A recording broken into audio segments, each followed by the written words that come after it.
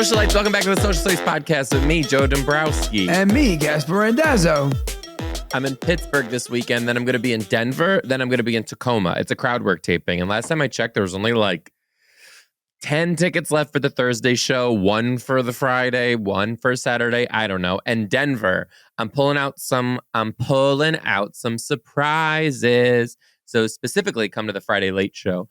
Then I'm taking the summer off and my fall tour looks like this. First of all, every first Wednesday of the month, I'm going to be at the Comedy Store. So check that out in Los Angeles. And then it's Irvine, San Jose, Sacramento, Charleston, Charlotte, Boston, New York, Winnipeg, Atlantic City, Newark, Portland, Maine, Toronto, probably New York Comedy Festival, Chicago, and Atlanta. I know Atlanta's not on my website yet. It's a brand new club, so blah, blah, blah, yada, yada, yada. TheJoeDombrowski.com. Love you. Can't wait to see you at a show. You're going to be in East Coast a lot in the fall tour. A lot. Are you going home? Are you going to come? Well, if you invite me, sure. Would love to see you. Anyway, I will be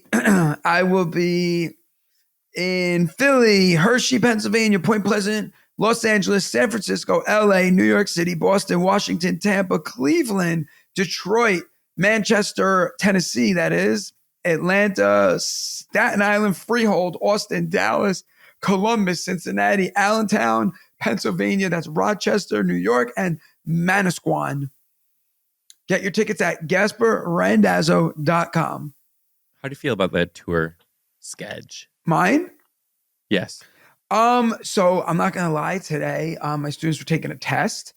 So this isn't like I was on lunch, and while I was on lunch, I booked like all my flights for the summer because I was like, shit, I need to like start like planning this out. And I was like, oh, so I was like, this is kind of cool. Like I booked LA the night before. So I'm flying into LA. Then like I do the show the next night in LA. Then in the morning, flying to San Francisco. And when are you in LA? July 8th. What are you doing? Flappers. Hollywood Improv? Oh, Flappers. Okay. Yeah. And then in the morning, I'm flying to Cobb's Comedy Club. And I'm like, oh, I'll get a 7 a.m. flight. And then I'm like, whoa, if I get a 7 a.m. flight, I'm at San Francisco at 7:45 in the morning. And I have no hotel and nowhere to go. So I was like, I can get a 10 o'clock flight because at the worst case scenario, if the flight gets canceled, I could rent a car and still get to San Francisco in time. So this is like the logic of it. Like, you know, you've gone through all this. Yes. Then I'm like, all right, I'll fly home Friday, the next morning after San Francisco at 7 in the morning. This way I could get home by 3:30 so I could surprise my kids and pick them up from camp. Like, this is like my logic of working it all out. But it was good. I feel good. Like I'm going there's a hard stretch going from Tampa on a Thursday, Tampa, Florida, to Cleveland on a Friday, to Detroit on a Saturday. So like that, like my Tampa show, I'm like, there's like a 5 a.m. flight. I'm like, should I just fly out at 5 a.m. to guarantee that I'm on a plane going to Cleveland, and then I'll figure it out when I get there at 7 in the morning? You know what I mean? Like there's a lot of like variables because it's not like if I miss a flight, I can't drive there. I'm fucked. So like, right. And then I was like, oh, if I'm going to fly out at 5 in the morning, I'm not going to get a hotel room for that night. I'll just go right to the airport because the show's over at 10. I do meet and greets and hang out till 11, 12. I was like, I'll go to the airport and sleep for 3 hours and then board the plane. And I'll save $200 on a hotel. Like, this is my logic, you know? But Melissa's like, you're going to burn out. Bah, bah, bah, bah, bah. I don't know. I don't believe in burnout. I'll just die. No, it's real. It's real. Oh. I'm going to do something that we've never done before. What? I'm going to read an email right now. Here we go. Oh, it's called, Can I Have a Lock of Your Hair? Hi, Gaspare. Hi, Joe. Let's get into it. Oh, by the way, you guys send us your weird ass emails. thesocialstudiespodcast@gmail.com. We love to hear from you. And they don't have to be about teaching. They can be about literally anything. Hi, Joe. Hi, Gaspare. Let's get into it. The weird shit I experienced as a middle school teacher. Last year, I had a student ask me if I could borrow a pair of scissors. Unaware of what she needed them for, I let her borrow them. When she gave them back, she showed me what she used them for, to put a lock of her best friend's hair in her phone case. When I said, that's weird, she replied with, it means we're bonded forever. We're best friends. Then she gave me this Ted Bundy looking smile and asked me if I wanted to give her some of my hair to put in her phone case so we could be friends forever. I declined this offer. I'm certain she would have either used my hair in some sort of voodoo thing or some other type of weird shrine type shit. Either way, hard pass. Thanks for all the laughs. Please bring back Did You Know? You can use my name, Heather. Heather, we do Did You Knows. They are on Patreon, and you can become a Patreon member at patreon.com/The Social Studies Podcast. They're very fun, and we love to see you guys over and there. We do live Zooms on there once in a while, and we do some other stuff on there. We drop episodes. We ask questions, a little more intimate. So, yeah, love for you to be there. Thanks. What a weird thing. I've had students do weird shit like that before, and I'm just like, we got to cut that shit out. Can I talk to you about some shit? I had a friend of mine, we was on the phone today, and they were in a staff meeting, and the 4th grade teacher was complaining to the rest of the staff because she has 4 kids in her 4th grade class who are convinced that they are animals. But the annoying part about this is that the parents keep letting them come to school with like a tail attached, the gloves with the claws, the ears, and these kids are like hissing and like using litter boxes in the classroom, but like doing all this shit, and it's just like, can we not? But isn't that what furries are? Like, I mean, that's like the start of a furry, essentially. I do think that, like, sure, your kid's into some shit or whatever, but like, as a parent too, draw a line. Be like, all right, you want to play? You can play animals with your friends and stuff at home, but you're not going to fucking school in this. It's not Halloween. We're not doing this. This isn't how you dress every day. No, it's hard. No, it's not. It's not hard. You literally say, no. But no, you're not doing that. Yeah. It's hard because like in today's world, like everybody's like allowed to be what they want to be and do what they want to do. Sure. Not an animal. But, you know, what if they identify as an animal? They don't. They identify whatever sexually you want to. You're not a fucking animal. I was just Gaspare. I don't give a fuck. I literally don't give a fuck. I understand where you're coming from because you've never had to deal with it as a high school teacher. I've had this animal. You have? Oh yeah, I had a girl where they are the animal. And they hiss at you and shit. Not to that extent, but like I had a girl who had like an iguana in her pocket, quote unquote, but it never was. And she would always take it out and be like, he wants to be pet. And she would like pet this thing. And then like we had a fire drill once. She ran back into the classroom to get it, but it's not real. But you never had. No. Like I remember you made like that fox video or the wolf video, the kid who thought he was a wolf. Yeah. I remember I showed it to like all the elementary school teachers and they were all like, hell yeah. And I'm like we had one kid who was like straight up barking at the moon, but like it wasn't to the extent. Apparently at the Furries convention, they just straight up, they're attracted to the costumes. Yes, I've heard that. They're attracted to the costumes. They're like, oh, I like the eye. So for those of you who don't know, a furry is like you like dress like a giant cat, but you're not like painting whiskers on your face. You're like a big, like a mascot. You actually look like a mascot, that like a football mascot, a baseball, you know, whatever. And apparently it's like doctors and lawyers and just like regular ass people. And then they like put on their furry suit. They go to these conventions and they just have sex with people that they're attracted to. They're furry. And apparently like, is it sex though? Well, I mean, it's furry sex. I don't know. I think there's like panels, like you open it up like a flap and it comes out and you're like, bing, bing. Can I let you in on like some gay culture shit? Yes. And then, and remind me about a VO5 bottle. The fuck is this? Go ahead. Tell me right now. No, I want to know about your gay culture.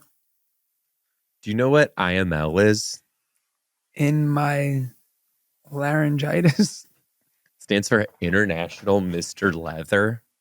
Is it a guy who goes around like in a leather daddy suit? It's a leather convention. And then there's like leather, basically pageants for like leather guys. Leather guys. Like American Horror Story where they're in like the full leather Gaspar, suit. you know what it is? You guys, I don't know if I've ever told you guys this story. I took Gaspar to a gay bar after one of our shows one time, and he didn't really know what was going on, but we were with a group of people, and I was like, yeah. And this man's head was on a fucking swivel. And Gaspar, this man walked by in a harness, and Gaspar goes, why is he wearing that? I was like, I always just thought that we were going horse racing. So, okay. So it's like that guy, Gaspar. It's like that. Okay. But wait, they wear all leather. Like they're not wearing leather bodysuits. No, they're wearing like leather. Like, you know which one I'm talking about? Vest, the one where it's chaps, just like harness. like a probably a zipper hole, and it's like, you know what I'm talking about? You know what I'm talking about, right? Yeah, it's probably that. That's what I'm. When you say leather daddy, I picture no eyes, just a mouth and another hole down there. Probably. So anyway,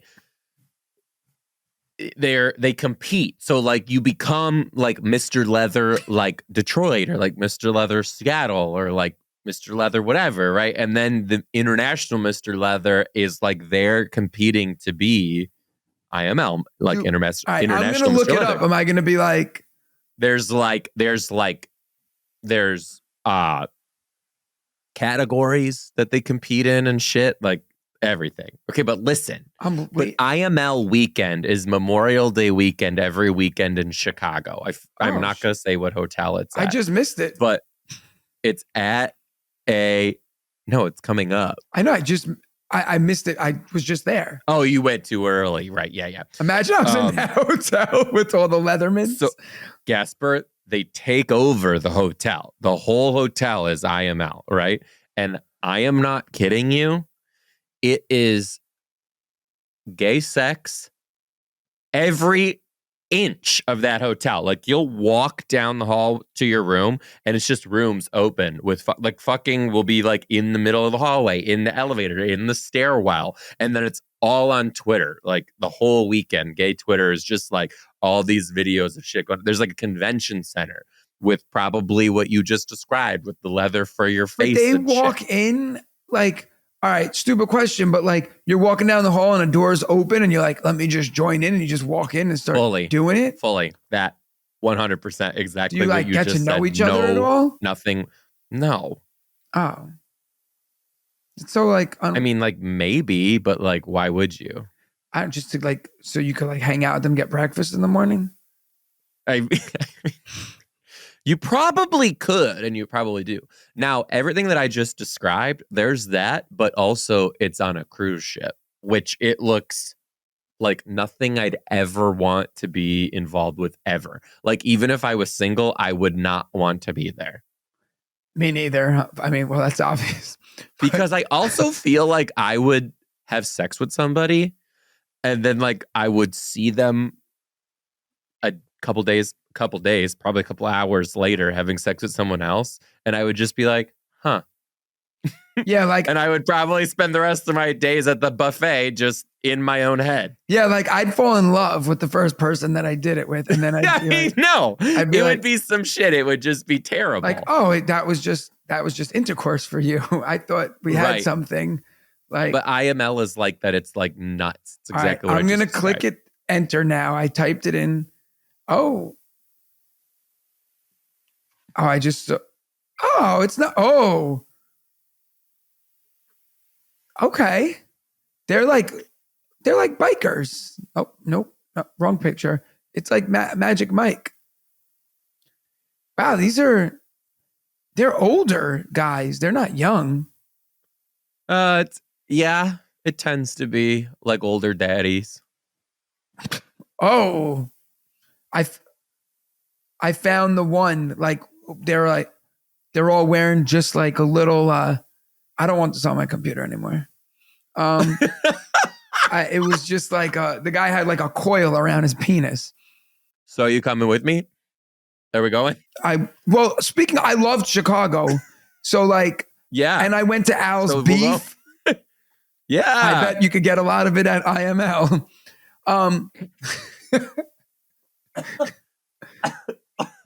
So I bet that happens a lot at IML too. I never heard those three letters put together like that.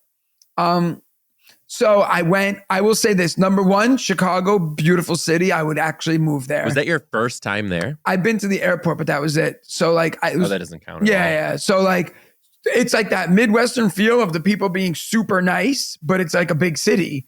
And it's like, all the people were so friendly. Everything was so clean. Even the homeless people were so nice. Now, you stayed downtown in like Millennium Park, right? I stayed at right by the Riverwalk. I stayed in Michigan Avenue. Oh, yeah. At the Chicago College Athletic League Association Hotel. It was like... Oh, I know that hotel. It was gorgeous. Cindy's The bar there is amazing. Yeah, Cindy's bar was on the roof. Yeah, they also have a good indoor. Let me tell you, I get there at midnight, pretty much 11 o'clock, right? So I'm like, okay, cool. So I'm like in my like traveling clothes, and they were like, oh, there's an 80s prom on the 4th floor. So I went to it because I was curious. First off, everybody was beautiful in there, but they were dressed in like 80s prom outfits, like legit. I was just standing there in my sweatpants and a t-shirt, and I was like, well, I'm a fucking creep. So I left there. Then I went up to Cindy's bar to look at it. Beautiful bar. Once again, not dressed for it. Although everybody was very nice. You know, they probably thought I just wandered in by accident. And then the hotel room was gorgeous. Everything was really nice. I went out to Al's Beef. The city was great. I will say I want to give a shout out to somebody who came to the show, a Patreon fan, a Patreon member. She's a fan of the show and all that stuff. She was awesome. Her name is Peggy. She brought me this awesome Abe Lincoln shirt, but she drove 500 miles to come see the show, like back and forth. 500 miles. She was so sweet. We talked for a few minutes after the show, but the like meet and greet line was nuts. I also met and hung out with Colin Quinn, who was like the nicest guy. For those of you who don't know, Saturday Night Live, Late Night with Colin Quinn, super nice, super friendly. It was all around like a great weekend. And then I flew home at midnight so I could get home to take my friggin' kids to baseball and buy them rainbow bagels because I promised them that I would be home this weekend. So it was good. Oh yeah, those rainbow bagels. I forgot about that. So also before what's it called when they flatten them again? A flagel. Those are the best. Flagel. Oh, I could go for one right now. And then do they make it like a sandwich? No, it's just a flat bagel. But then you could put whatever you want in it. Okay. I put like bacon, egg, and cheese, but like some people put like cold cuts in it. It's just a delicious piece of bread. Right. Also, speaking of the leather daddies, right? BetterHelp. A friend of mine works in a hospital, and he's like, dude, let me tell you what happened yesterday. He's like, first off, he's like, once a week. This is over here breaking HIPAA violations. Keep going. No, I didn't say what hospital. I didn't say nothing about it. He said once a week, someone comes in with something stuck up their ass. Yeah. He said this guy came in and he's like, something's wrong. And they were like, what's wrong? And he's like, I don't know. And he's like, I don't feel too good. And they were like, well, so they do a scan. The guy shoved a VO5 shampoo bottle, like the VO5 bottle, up his ass. And then like once it goes so far, I guess it sucks it up. And that's why you got to use something with a stopper. Oh, like a plug. Oh, that makes sense. That's why dildos have that suction cup at the end. Oh, I didn't know that. So it went up, and they're like, how to get up there, and he's like, I was in the shower. I sat down. He straight up was like, I was pleasuring myself with the bottle, and it just went too far, and I couldn't get it out. Like, so like, I guess it hits a point where it's like, sucks you up, you know, like, and so I was like, couldn't he just shit it out? My friend's like, dude, it was like part of his body now, like it was like in him. And I was like, what about his acids? That can't burn the plastics. How'd they get it out? They had to give him a stomach surgery. They had to like cut into his stomach and remove it, or through his like intestine. I don't know. But he said they had to cut out. The reason we got into the VO5 commercial is because another friend of mine, he's my Got the age. VO5 up his ass. No, his wife works in a doctor's office and she brought home samples of Viagra that they gave to the doctor. And he was like, oh, like I'll try one. Like, he's like, I didn't need it. I just thought like, oh, it'll be fun, which means he probably needed it. So he was like, I'll try it. He's like, dude, what they don't tell you about Viagra is first off, it's not like you're just up. Like you don't take it and then it's like, bink, you're up. You got to be like aroused and then it goes up. And once it goes up, it doesn't go down. So like if I took it at the beginning of dinner, it's not like I'm like, now I'm just like her leg brushes against mine. I'm like, bink, up on the table and I can't leave the restaurant. Like you could take it on the drive home. You only need like 15 minutes. So I learned all this from my friend who works in the hospital, whatever. So he was telling me that the other guy, our other friend, took the Viagra and he's like, you still finish, but it just stays up. I thought like you just stay up longer and then when it's done, it's done. He's like, no, it's just up and then like you're done and then it's like, nope, still ready. And then you can like go again and again and again. But what happens is, he said that when they say like in the commercials, if you have an erection that lasts longer than 4 hours, please. 5 hours. He said it's very common. Once a week, people come in for that. But he said that the reason is they take a dose, it doesn't work right away. And then they're like, oh shit, so they take another one. And now you've just went from like 4 to 8. And like you have like maximum, whatever. Common mistake that people make with edibles as well, actually. And then next thing you know, you're skull fucked, glued to your couch, so high out of your mind. Why? Because it doesn't kick in right away? Because a lot of people, like when they're learning about edibles, the key to edibles is to start super small. Okay. And honestly, you should just like wait the whole day. And if nothing happened, then double that dosage. And then wait the whole day. If nothing else happens, put a little more. You know what I mean? Don't keep doubling because that's like Fibonacci's code of killing This you. happened to my friend. Oh my God. My friend came over on New Year's and we all did edibles. And I'm Does Morgan very no. never touched anything. Oh, he's like anything. Only drinks. That's it. He's just like you. Yeah. Just like you. So Does he care that you do it? No, not at all. No. Mm-mm. No, because I think at first he was kind of like skeptical about it, but then he realized that like I never smoke weed. Like it's never impeded on like what I do, my work, me getting shit done around the house. Yeah. I don't really even eat edibles until like everything's done and it's time to just like chill and be goofy at night. Anyway, and I don't like doing it like in public. I do it like at a fucking adult. Anyway, do it at the leather convention. I am out. No, I'd have a panic attack.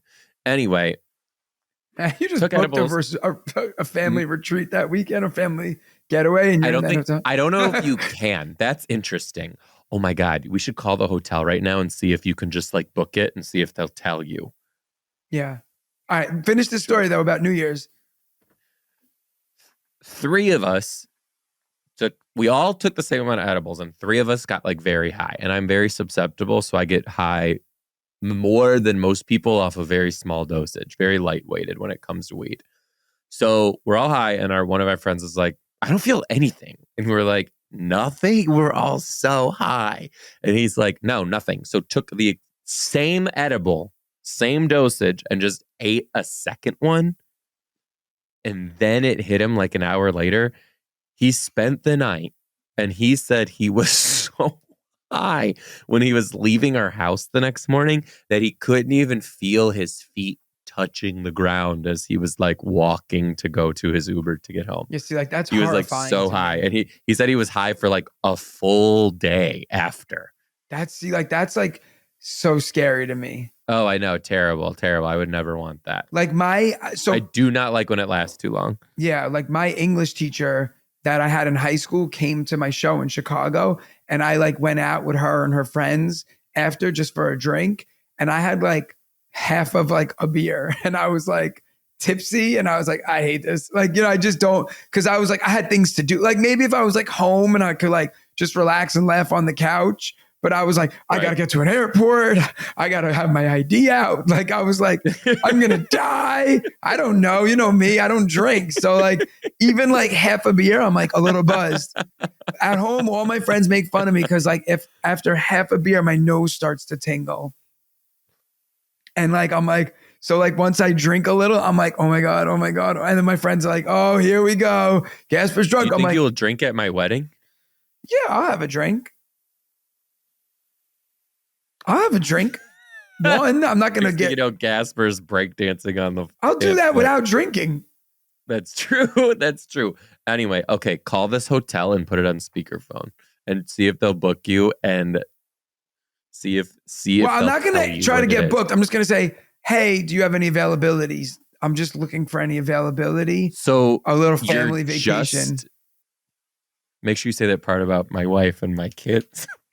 Blah, blah, blah, blah. Choose one of the 5 following options. You may make your selection at any Turn your time. volume up. Good. You just had it perfect. For reservation, press 1. Yeah, perfect. Sales and catering, press 2.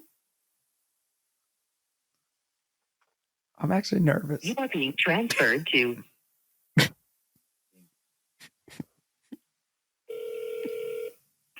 They're busy because they got.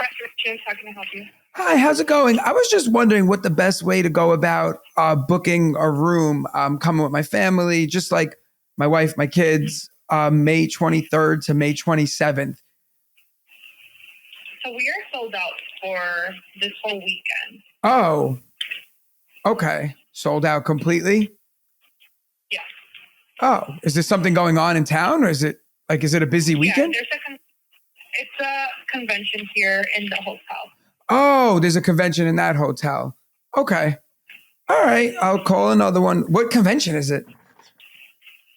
It's called International Mr. Mother. It's like a spy convention? No. Sorry? Okay. All right. Never mind. Okay. Thank you so much. No problem. Bye. I got nervous. I said, is it a spy convention? Well, also, we're trying to book it for like next week. Yeah. Also, like, who would call and give all their information? Like, I'm trying to book for me, my wife, my children for these very specific. Well, I know you did it. I got nervous. I fucking hate talking on the phone to people. You should have been. You should have been called. like, hey, I'm trying to book. They would have heard me and been like, yeah, you're trying to book you, your family, and your kids. You're trying to get fucking shampoo bottles in your ass. You're trying to VO5 that ass. They'd be like, yeah, your wife really gotcha. Oh, is it an international spy convention? You go, yep, whoop, never mind. Okay, bye. Yeah, I got nervous. Because then I was in my head, I'm like, what if she calls back? And she's like, I pulled up some interesting articles to go through with you today, too. Here's a very interesting one. Okay. In a peculiar education experiment, a school in Sweden introduced silent disco study sessions. Students wear wireless headphones and listen to study materials or focused enhancing music while working on their assignments. The initiative aims to combine concentration techniques with fun and novelty of silent discos, though its impact on learning outcomes are still being evaluated. What do you think? Okay, 2 things. Number 1, silent disco is weird as hell to me. You ever go to one of those? Yes. For those of you who don't know at home, they give everybody like a different headphone. There's 4 different headphones. One of them's red, one's blue, one's green, one's yellow, whatever the colors are. Then you put on, and then anyone with a red one has the same music playing. Anyone with a yellow one has the same music playing. Green, same music playing. So you're looking around and like everyone's dancing, like red's rap, green's country, blue is rock. So everybody's kind of dancing like a whole different flow of music. But you could find someone who's got your same color on and you dance near them, if that makes sense. Oh, yeah. So I was in the Dominican Republic one time. That's where I was when I saw it. Gorgeous. Oh, really? Yeah. That's so interesting. When I was filming the show before we went, we were in the hotel. That was like the first time I Oh my God, I saw it in the hotel that I was at too. It was at the hotel. And it was like the courtyard and there was a silent disco going on and I had never seen one before. So I got really close and it's just, you guys, it's bizarre. It's people, everybody probably knows what fucking silent disco is. But in case you don't, you're just watching people dance. And you have they're dancing silent. So it's like there's no music. You're just watching people dance. So I'm watching these people dance, Gaspare, and all of a sudden I was so startled by this. At all in unison, they all go, "Sweet Caroline." It's like, oh my God. It was very alarming. I will say the concept is cool, and it's probably really fun to be part of. Like if you're like a dancer, you're drinking, you're having fun, you know? Like, can I ask you a question about school, high school specifically? Well, I was going to, go ahead. Why? The technology is already there. They do it at concerts. They do it at comedy shows. Why don't they lock up the kids' phones in the beginning? You have to put your phone in a locker or put your phone in a case. Two things before we start. Yeah. One, what you asked what I think about that whole concept. I actually let my students wear their headphones while they take tests. Because I'm like, what if they're cheating? What are they cheating? What, do they have an audiobook on the test? You know what I mean? Yeah, they recorded themselves giving the answers, and then they listen back to that. They don't care that much, Joe. You're giving way too much credit.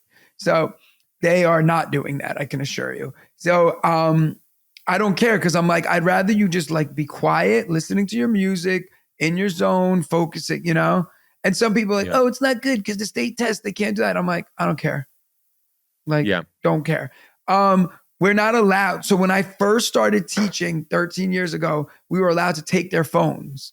But then like a whole slew of kids sued the city because like your phone's broken and I take your phone and then they say, you broke my phone. And I'm like, no, I didn't. It was already broken. Students are always going to win. All these teachers were getting sued. So every teacher was like, hell no, I'm not touching anybody's phones.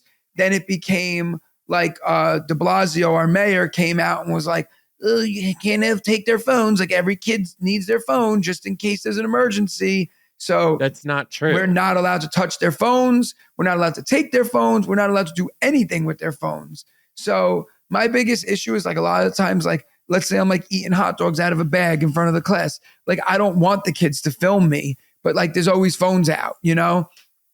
And there's really nothing you can do. So I like yell at them. And like, thank God I have a good relationship with them. So I'm like, yo, open up your camera roll right now. Like, show me the photo. And they'll have it and they'll delete it. And I'm like, now go to your recently deleted. It's like, I'm not fucking born yesterday. Delete that shit from the recents. And they're like, come on. Like, you know, but it's annoying because like they can straight up have them out.